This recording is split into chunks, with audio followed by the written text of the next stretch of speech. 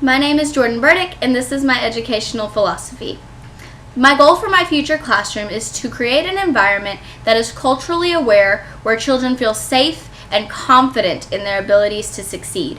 Success in education is often referred to as simply getting good grades, and I believe that success encompasses so much more than that.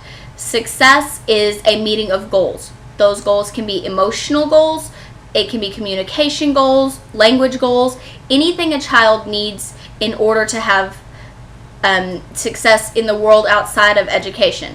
So whether they succeed academically or personally, if it's growth, it's success. I'm going to accomplish these goals by planning my lessons around not only curriculum and content, but also for the hidden curriculum.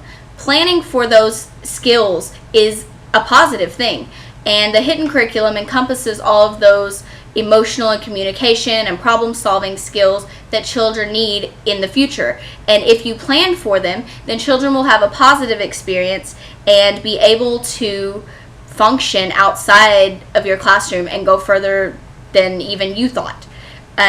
If through this, children will gain agency. They're going to gain agency by questioning all of their content and conducting their own research so that they can decide what side they are on and why they're on that side. This brings together their agency with their mindsets and values, so that children really have a deeper understanding of who they are as a person and how they feel and why they feel that way. And this will help them to communicate their ideas to people in the future as well.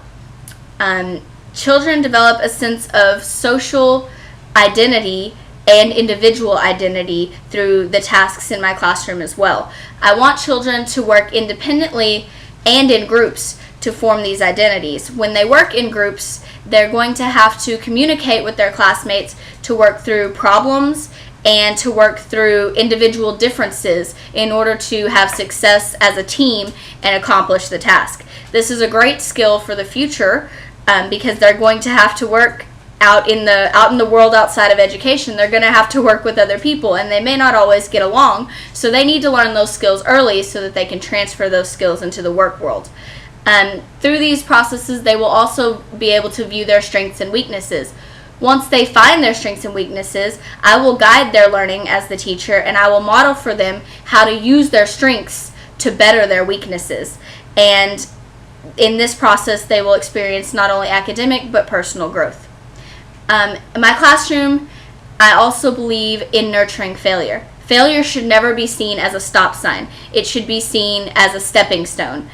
And whenever you fall, you have to get back up again. So if you fail, then children should be able to learn how to overcome that failure and not see it as failure. So I want to teach my children to find mistakes on their own so that they can correct those mistakes.